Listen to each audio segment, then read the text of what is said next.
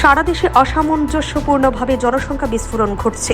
বিশেষ একটি সম্প্রদায়ের মধ্যে একটি জনসংখ্যা বিস্ফোরণের হার অত্যন্ত তীব্র। এর ফলে দেশে নানা প্রতিকূলতা তৈরি হচ্ছে। এই বিষয়টি নিয়ে উদ্বিগ্ন সমাজের সচেতন মহল। জনসংখ্যা বিস্ফোরণের বিষয়টিতে উদ্বিগ্ন জনসংখ্যা সমাধান ফাউন্ডেশনও এই পরিস্থিতিতে একটি কঠোর জনসংখ্যা নিয়ন্ত্রণ আইনি সমস্যার সমাধান আনতে সক্ষম বলে অভিমত জনসংখ্যা সমাধান ফাউন্ডেশনের। সারা দেশে যাতে এমন একটি কঠোর আইন নিয়ে আসা হয়, তার জন্য প্রতিটি জায়গাতেই কর্মসূচি শুরু করেছে জনসংখ্যা ফাউন্ডেশন। তাদের এই কর্মসূচির অংশ হিসেবে শুক্রবার রাজধানী আগরতলার পশ্চিম জেলা শাসকের অফিসের এসে একটি ডেপুটেশন প্রদান করে জনসংখ্যা সমাধান ফাউন্ডেশনের পশ্চিম জেলা ইউনিট এবং রাষ্ট্রীয় হিন্দু ফ্রন্টের এক প্রতিনিধি দল। তারা পশ্চিম জেলার জেলা শাসক ডা বিশাল কুমারের হাতে তাদের স্মারকলিপি তুলে দেন এবং আহ্বান জানান কেন্দ্র সরকার জাতির জনসংখ্যা বিস্ফোরণ নিয়ন্ত্রণে একটি কঠোর আইন প্রণয়ন করে। ডেপুটেশন প্রদান করে জেলা শাসকের কাছে আহ্বান জানানো হয় তাদের এই দাবি সনদ যেন কেন্দ্র সরকারের কাছে পাঠানো হয়।